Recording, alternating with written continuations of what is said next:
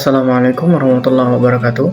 Mohon izin kepada dosen pengampu kami, Ibu Nur Afifah SPD MPD, selaku dosen mata kuliah Metopen pada semester 5. Saya akan membawakan video presentasi mengenai pengaruh konten multimedia dalam meningkatkan rasa ingin tahu generasi Z. Itu perkenalkan, nama saya Muhammad Mirza Noval dengan NIM 2220202067.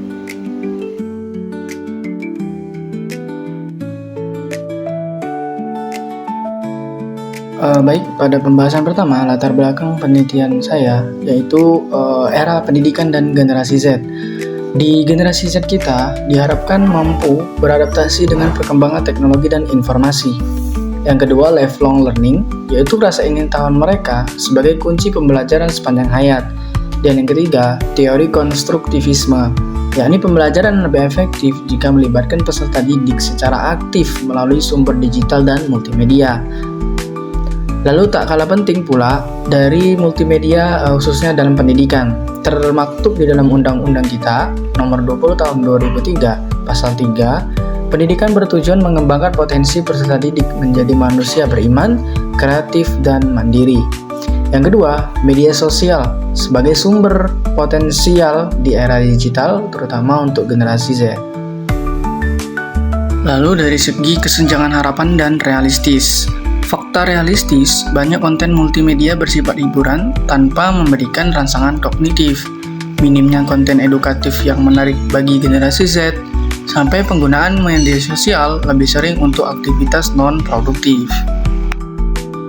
Lalu dari faktor penghambatnya, rendahnya literasi digital siswa dan pendidik, kurangnya kontrol terhadap konsumsi konten digital. Maka, pentingnya optimalisasi media sosial, sebagaimana yang terdapat dalam teori Bandura tentang pembelajaran observasi, yang bagaimana konten yang menarik dan relevan itu dapat meningkatkan motivasi dan rasa ingin tahu. Lalu, fakta empirisnya melalui peneliti sebelumnya oleh Dewi bahwa hanya 30% siswa aktif mencari konten edukatif di media sosial.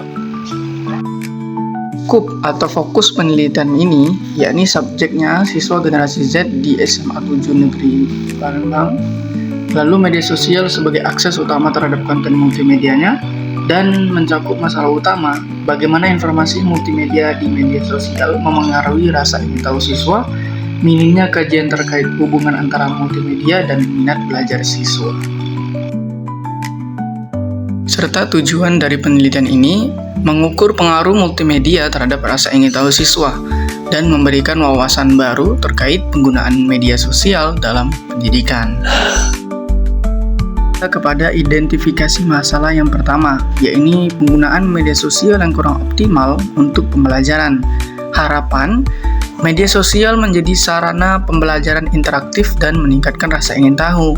Tapi realistisnya, mayoritas konten bersifat hiburan dan tidak fokus pada pengembangan rasa ingin tahu. Kesenjangan besar antara potensi media sosial sebagai alat pendidikan dan kenyataannya di lapangan. Serta studi menunjukkan mayoritas pengguna generasi Z lebih memilih konten hiburan daripada konten edukatif. Yang kedua, minimnya literasi digital dan kontrol penggunaan media sosial. Rendahnya literasi digital, seperti generasi Z sering tidak memiliki keterampilan memilih konten berkualitas dan relevan untuk pembelajaran. Kurangnya pemahaman tentang dampak positif atau negatif dari konten yang dikonsumsi. Sampai kurangnya pengawasan oleh orang tua dan guru yang masih lemah. Anak-anak lebih sering terpapar pada konten yang tidak relevan atau bahkan merugikan pembelajaran. Masalah yang ketiga, yakni kurangnya minat terhadap konten edukatif di media sosial.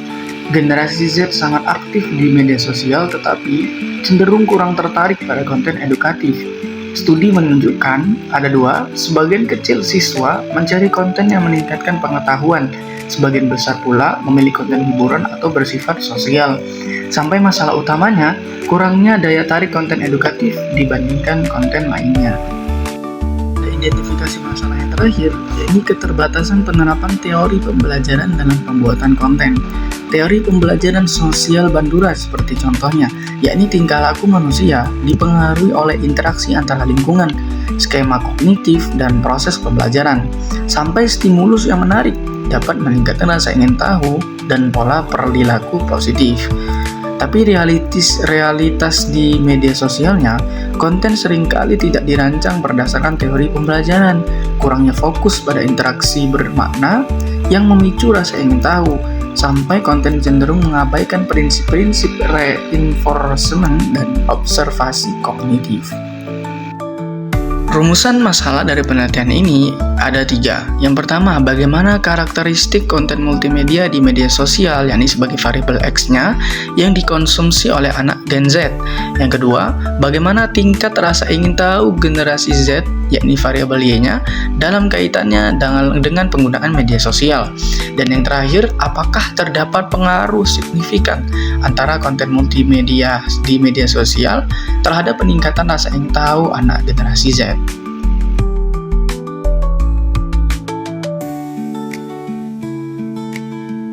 Teori Bandura. Siapakah itu Albert Bandura?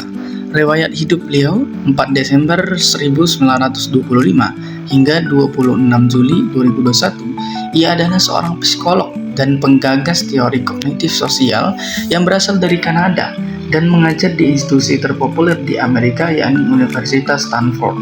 Penjelasan teori Bandura dan kaitannya dengan penelitian ini, yakni teori pembelajaran sosial Bandura, menyatakan bahwa pembelajaran terjadi melalui observasi, yakni proses kognitif dan penguatan yang saling mempengaruhi.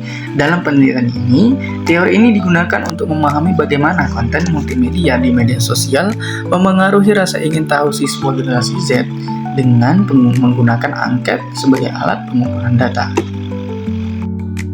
Hubungan penerapan, relevansi, dan fokus penelitian. Hubungan teori dengan penelitian, yakni observatif pada media sosial, siswa mengamati konten multimedia seperti video edukatif, infografis, dan materi pembelajaran. Konten ini bertindak sebagai model pembelajaran. Lalu yang kedua, proses kognitif siswa, yakni konten yang relevan memicu rasa ingin tahu dan motivasi untuk mencari informasi lebih. Pembelajaran terjadi ketika siswa terlibat secara aktif dengan konten digital. Yang terakhir, penguatan atau feedback positif dari konten multimedia, misalnya informasi baru atau tantangan yang menarik, meningkatkan motivasi belajar mereka. Lalu penerapan dalam instrumen penelitiannya. Di sini menggunakan kuesioner untuk mengukur proses observasi dan kognitif, seperti contoh pertanyaan terkait frekuensi melihat konten edukasi dan respon siswa terhadap konten tersebut. Lalu pengaruh konten multimedia terhadap rasa ingin tahu, menilai sejauh mana konten mampu merangsang, mengeksplorasi dan dalam pelajaran. Relevansi dengan generasi Z. Relevansi Z tumbuh dengan paparan teknologi dan media sosial. Menggunakan lingkungan digital sebagai sumber utama belajar, teori Bandura menjelaskan bagaimana media sosial dapat menjadi sarana pembelajaran interaktif melalui konten multimedia. Dan yang terakhir, fokus penelitiannya, yakni bagaimana konten multimedia di media sosial mempengaruhi rasa ingin tahu siswa. Apakah teori Bandura ini relevan untuk menjelaskan proses pembelajaran melalui media sosial?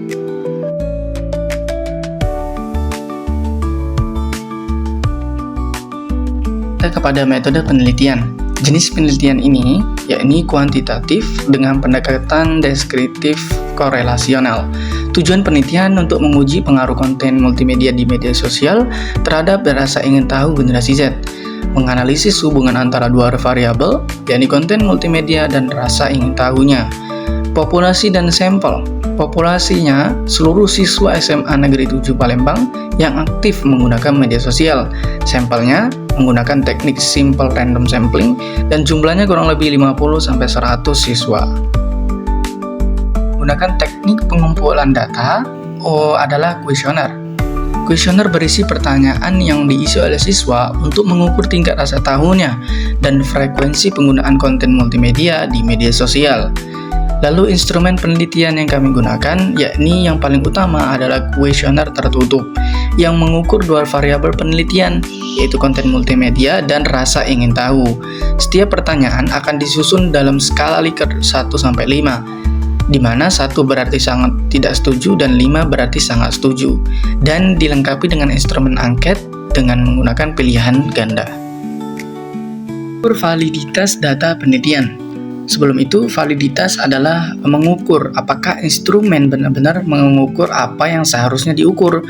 Maka dalam penelitian ini akan menggunakan pengukuran validitas korelasi person product moment, yakni jika nilai R hitung lebih besar dari R tabel pada taraf signifikansi tertentu, misalnya 0,05, maka butir soal tersebut dinyatakan valid. Lalu mengukur reliabilitas data penelitian.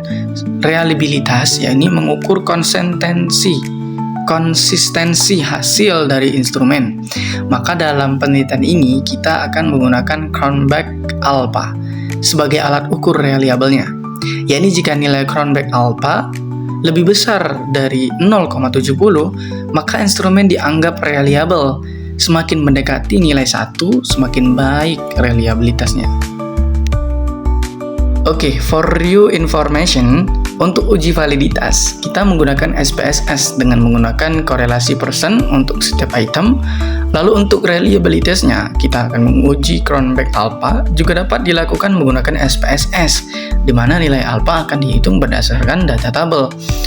Sampai kita kepada teknik analisis data. Setelah dipastikan data validitasnya valid dan data reliable-nya konsisten, maka dapat kita lakukan teknik analisis data menggunakan regresi linear sederhana dan uji T, guna untuk menganalisis hubungan antara variabel bebasnya dan variabel terikatnya.